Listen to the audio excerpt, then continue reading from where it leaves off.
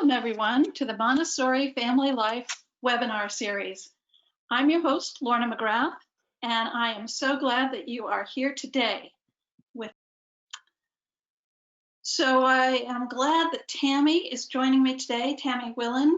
She is the head of school at Bay Montessori School in Maryland. And they have been running much of the time this summer. And so she's a really great person to have on board with us because she's got that hands-on experience with how schools and camps can work during COVID. And the other person that we have with us today is Jonathan Wolf, and he is also on this team. He is an author. He is an international speaker. He is a teacher trainer and part of our group. So we are glad to have you on, Jonathan. And we are going to go ahead and get started. The purpose of our meeting today is to let all of you know what the topics are that are coming up in this series called Adjusting to Life in 2020-2021. We're excited about this series. This team has put it together, and it's going for a number of weeks. You can watch them all. You can watch the ones you think sound interesting to you. You can join the Family Alliance and have them forever at your disposal. But we wanted to give you a sneak preview today so that you would know what was coming up. So what I'm going to do right now is I'm actually going to share my screen. So folks, this is what is on the handout. So if you do want to download this handout, you can, and then you can mark your calendars. All right, let's go ahead and get started. And the first one in that series is going to be Empowering and Encouraging Healthy Practices at Home and at School. Tammy, who's with us today, will be more or less leading that one, but the rest of the team will be here as well to join in the conversation on that one. Tammy, would you like to describe this one, or would you like John or I to do that? I can describe it if you'd like. Okay. We're really going to be talking about a variety of things in this workshop, but we're going to be talking about how you can really talk with your children, promote their healthy best practices during this time, both at home and at school. You know, this is a hard topic for kids to grasp. It is very abstract to them, especially the younger children. So we're going to be discussing how to approach this topic and how to help them remain healthy and have best practices at hand at both home and school.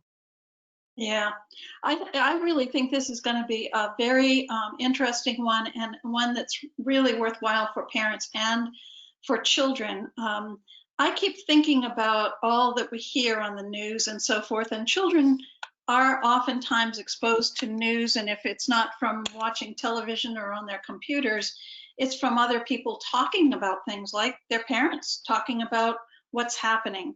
And it could sound really, really scary. And so the idea of this workshop is going to be, how can we empower children to feel like they have some sense of control about their health and about their practices? We'd also like to really make a special invitation to all of you.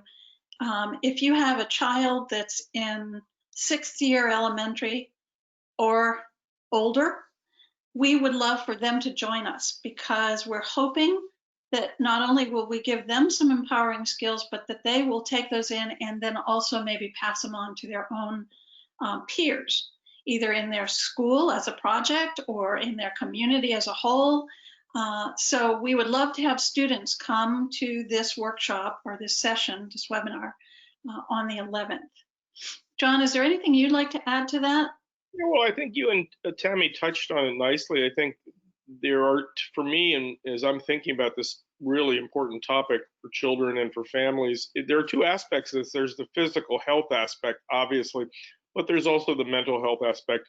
You know, how we language what's going on in the world to our children will either produce anxiety in them or help them understand it for their age to be able to understand what's going on in the world. So I think there's certainly an emotional as well as a physical health part of this to it. And I think as parents and teachers, we need to keep an eye on both. It's not just about staying safe of COVID-19, but it's feeling confident in yourself and feeling confident in your family and school community. Absolutely. I agree.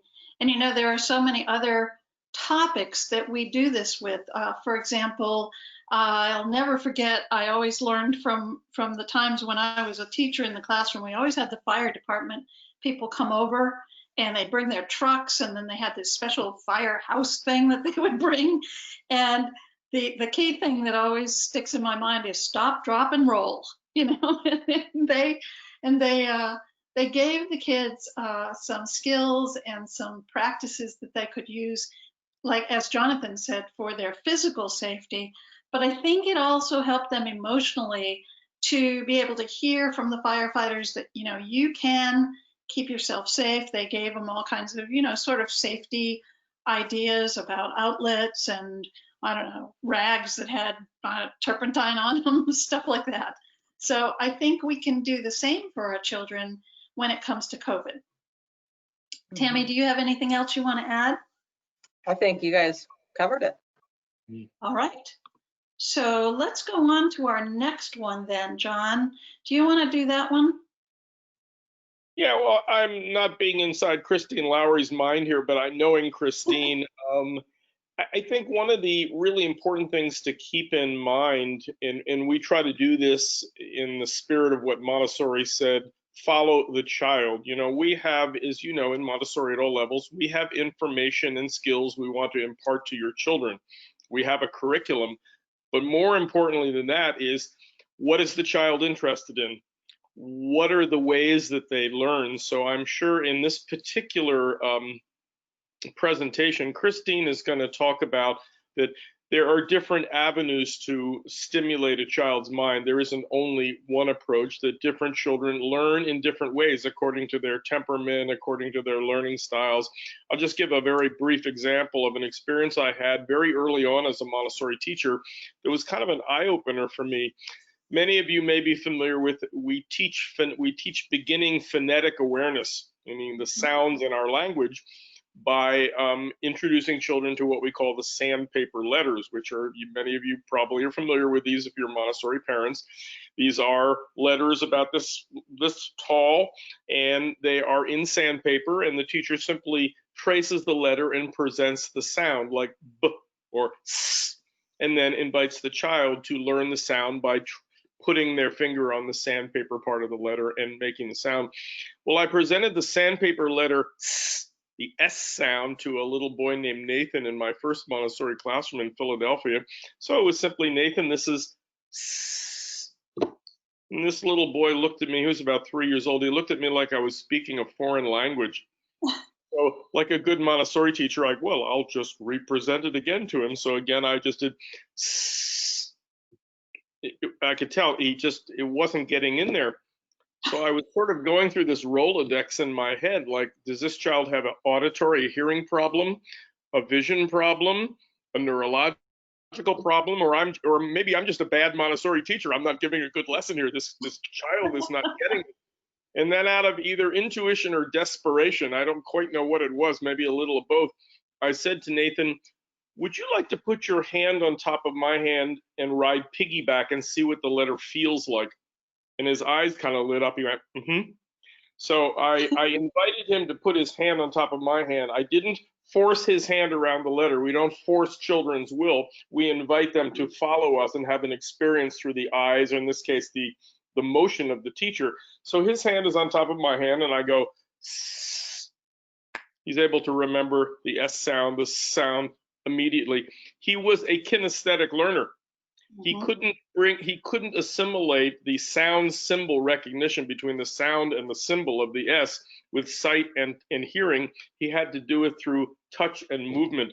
And that was my first sort of opening to, not all children process information in the same way. So it's something I think parents, we sometimes superimpose our learning styles on children. Classically, in many, many schools, you have mostly women teachers. Research shows that women tend to be more verbal learners than males, who tend to be, as a stereotype generalization, a more visual motor type of learner, movement and vision. So if you have a teacher who's only presenting verbally to children and is not taking into account, maybe this child needs to draw this, or maybe this child needs to act this out, you might not be on the child's FM channel. So I think that's what Christine is going to talk about.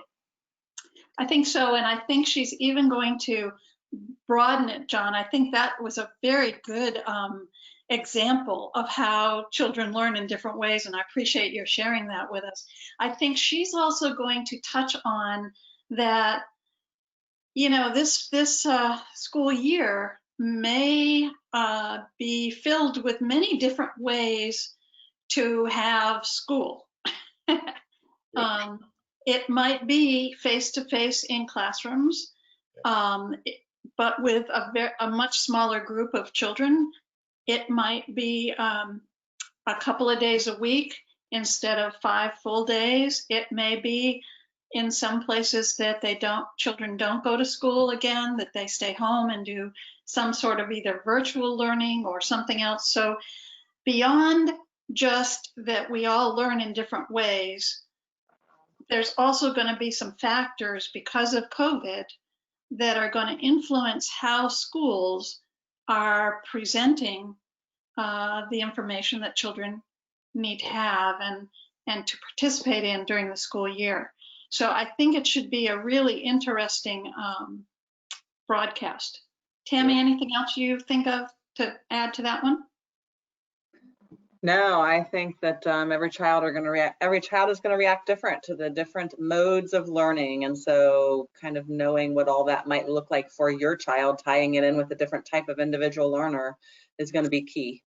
Yeah, And that's for just sure. one thing, Tammy made me think of something. I think as a parent, because we're all attached to our children and we want our children to be happy, healthy, and academically successful, I think given all these different permutations of learning that might happen on campus, online, blended, it would be very easy as a parent or even as a teacher for a child who's not being able to track or stay engaged in a certain mode of learning to jump too quickly to judgment. There must be something wrong with this child. This child must have some kind of a learning disability. And that could be a very premature judgment. It could just be this child is simply not familiar with and has never experienced this type of learning. So they need more time, they need more accommodations, they need more judgment. So, staying away from any labeling is good at any time of the year, but certainly in these times, we don't want to jump to conclusions about why a child is not able to engage in a learning experience. It may be something that we need to learn and adjust as opposed to a problem within the child. That's a very good point. And I think the language area is one of the areas within any educational curriculum that is interesting. You have to be a good language teacher to help a child learn to read.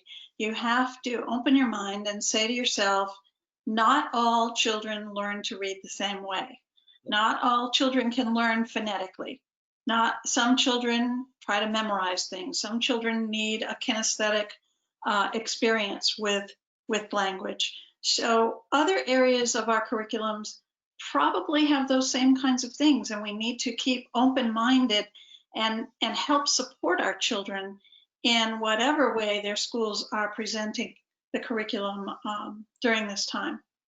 It's really interesting.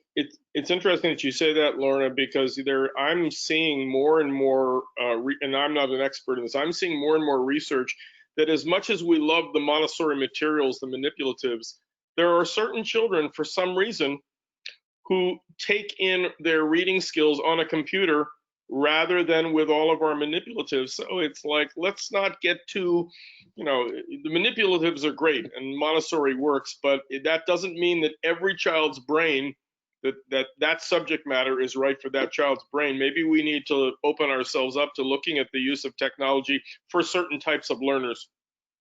Yeah, I think so. So this, this COVID thing has created a lot of challenges for all of us.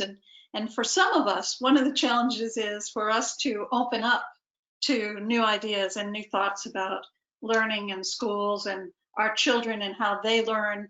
And so for me, that's been kind of, okay, so now we're on a new adventure. And I know it's hard to think about it that way sometimes because people are hurting for many reasons. They're ill, they've lost their jobs, they have to try to help educate their children at home, which they're not used to. But I think my silver lining is it's saying to me, open up, take a fresh look, be okay with new ideas and new ways to do things. So I think we'll move down to the next one, which is on August 25th. And the title of that session is Supporting Your Child's Emotional Well-Being. And Christine will lead that one again too. And this one, John, you alluded to earlier when we were talking in the first one, Empowering and Encouraging Healthy Practices. But this one's going to be really focused on the child's emotional well-being, because what we're hearing as people are watching children and thinking about what's happening with them is that one of the biggest difficulties we're going to find is that children's emotional state is being really affected by having to be quarantined at home, by having to have social distancing, by having to wear masks or have other people wearing masks. And so this particular session is going to really focus on how can we help our children to stay emotionally healthy and to look at what's been happening and how we can deal with those kinds of things. Anybody have anything else they want to add to that? Well, you know, fear can cause strong emotions. Yeah. Children and in adults. So we have to work together to help our children grow and nurture, build resilience, kindness through this time period. So our country is in a mental health crisis, and it's our job as parents and educators to help our kids walk through this. I shared with our team, our staff, that Montessori schools are not about delivering curriculum. They are about practical life and helping kids get through difficult situations like this or the normal situation. And so here we are carrying that out this year in a little bit different fashion. So as parents, you know, that's what you're here for, to support them through. Absolutely. Thank you, Tammy. And I think in the spirit of what Tammy just said, it really does start with the adults. I mean, we can give our children lectures about and tell them stories about courage or fearlessness or calmness. But if they're not seeing that in us as their caregivers, their parents and teachers, then it's like, what's the more powerful lesson? Our occasional bedtime story or our occasional lecture about being brave, you know, and not being scared?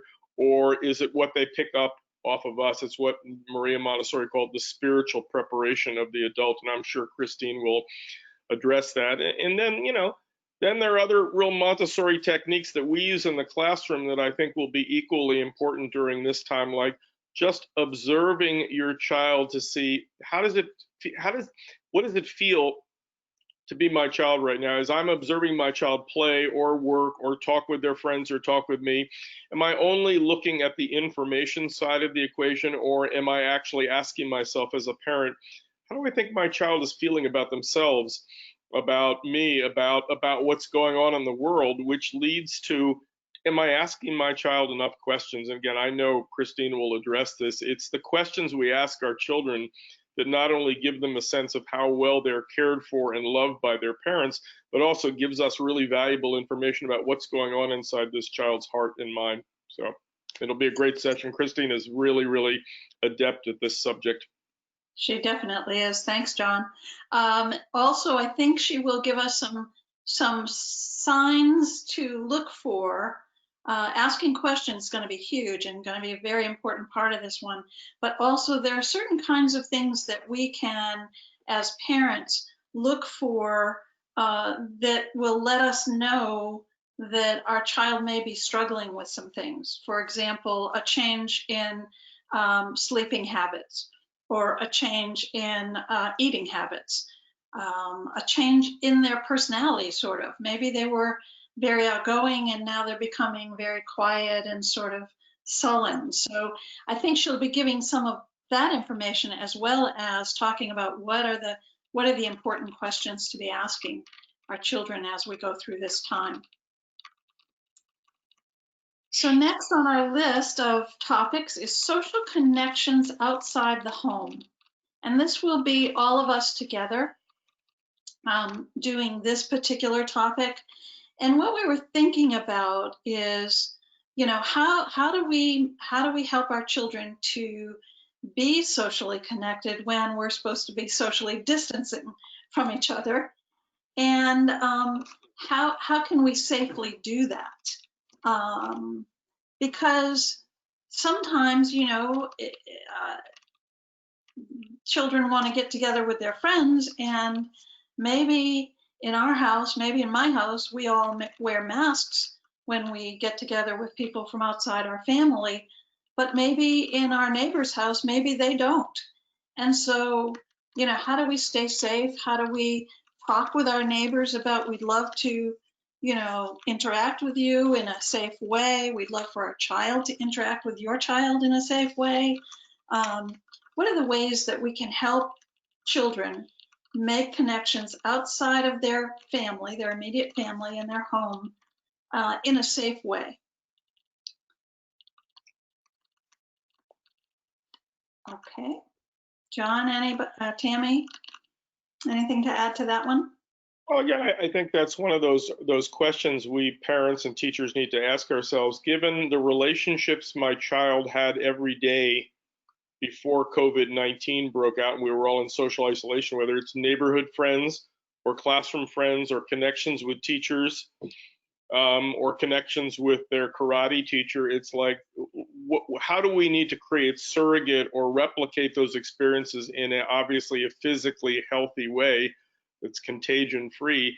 It's just a matter of how do we keep those what creative things can we do safely to keep those connections, those relationship connections that my child was really dependent upon. Very important question.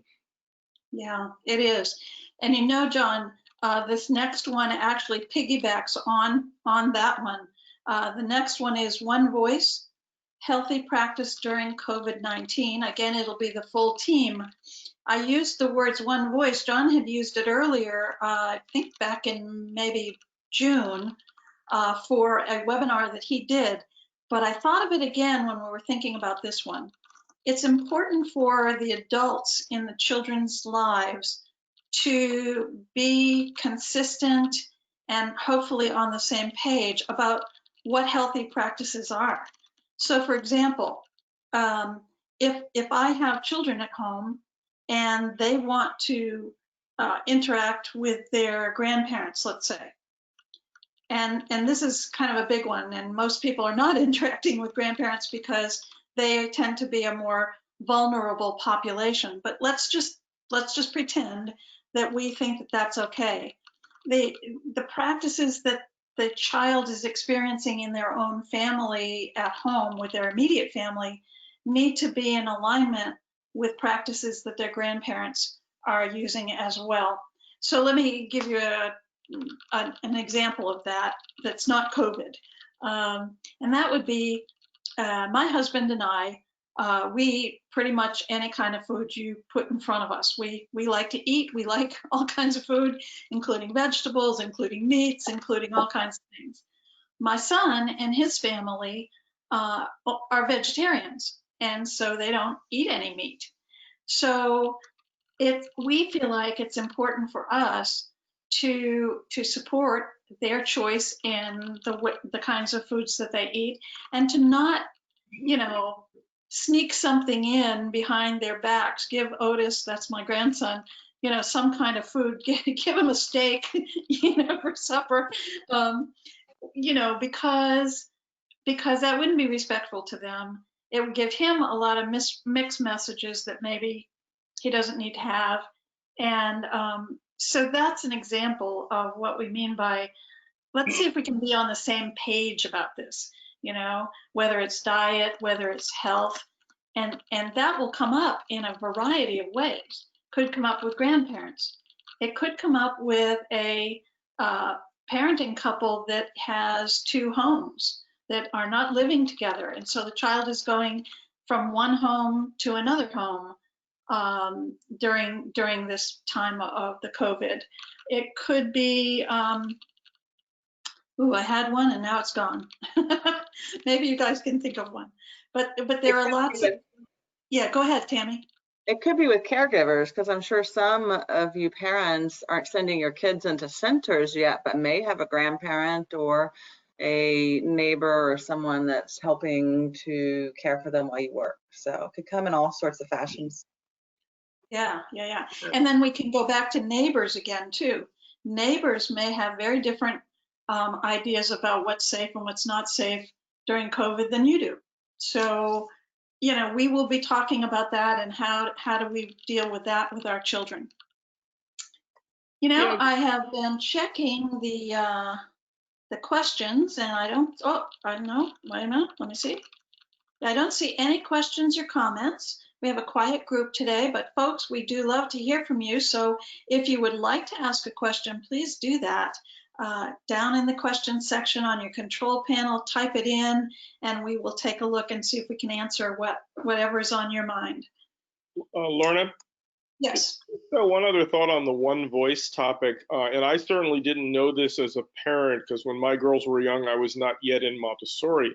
Montessori talked about different planes of development, and she did it in six-year cycles. There's a plane of development called the first plane of development, 0 to 6, and then 6 to 12 is a second plane, et cetera, and all the way up to 24 years old. And one of the characteristics she talked about with the young children, these 0 to birth through 6, is they're in a sensitive period for order. You know, they're trying to kind of piece the reality of the universe together. It's kind of like, well, there's my software file of color. There's my software file of emotions. Those are different shapes. Those are different textures. And so, especially for young children, it's really important for the adult caregivers, the extended family, the teachers, to as much as possible be on the same page in their messaging to the child, because the young child doesn't know how, like an elementary age child or a secondary, a teenager, to change context. You know, older kids can go, well, I behave this way in church, synagogue, and mosque, and I behave this way at home, this way in the neighborhood, and this way when I'm out on the sports field.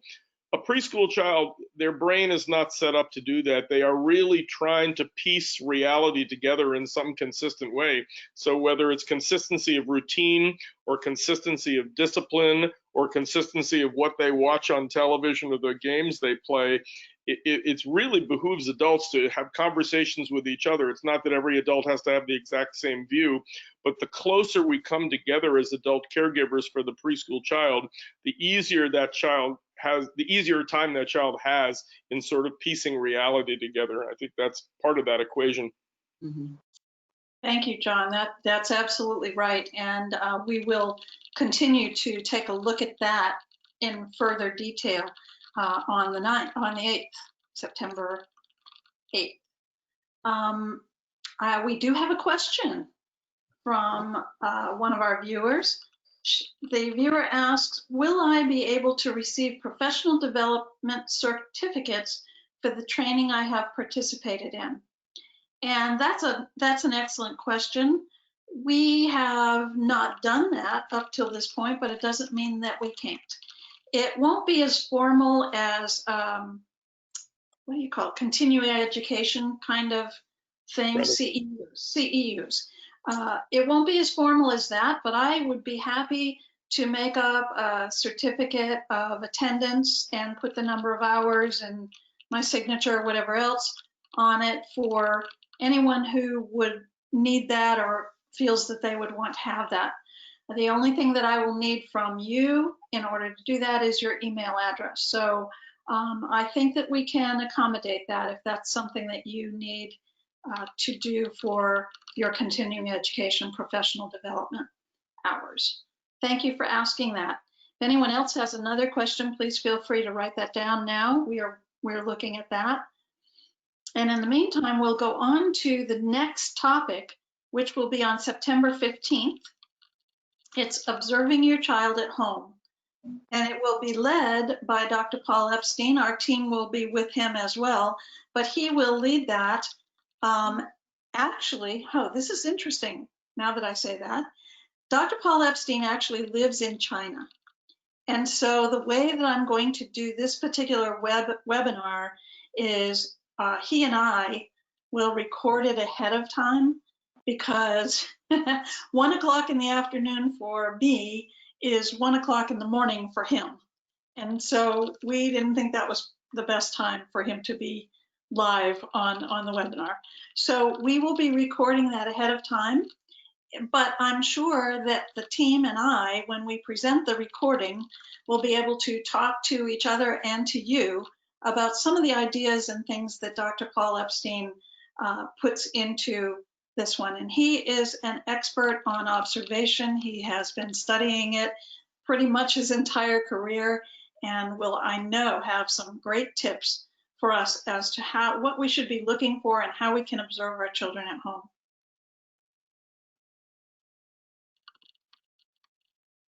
Okay, all right. And then our last topic in this series, it doesn't mean our last topic, but our last topic in this series is going to be called, or is called, Cultivating a Growth Mindset. And Catherine Coles, who is the author of Redirecting Children's Behavior, will actually be our speaker, our main speaker. She'll be lead us through this conversation on the 22nd. And I have to tell you that this is kind of a new topic, although for years we've been talking about, kind of like, not negative self-talk, but there's another one. Oh, affirmations. We used to talk a lot about affirmations. And I'm thinking that cultivating a growth mindset is probably more than that, but it certainly includes affirmations about who we are and what we can do, and you know, how open we are to new ideas and new thoughts. So she is a great speaker, and I'm sure will be helping us out with that on that day. John or Tammy, either one of you, are you familiar with the term growth mindset? Yeah, it's the, I've not done a lot of reading on it, but there's the growth mindset, and then its polar opposite, which is the fixed mindset, which is kind of like, well, this is the way or this is the way that person is.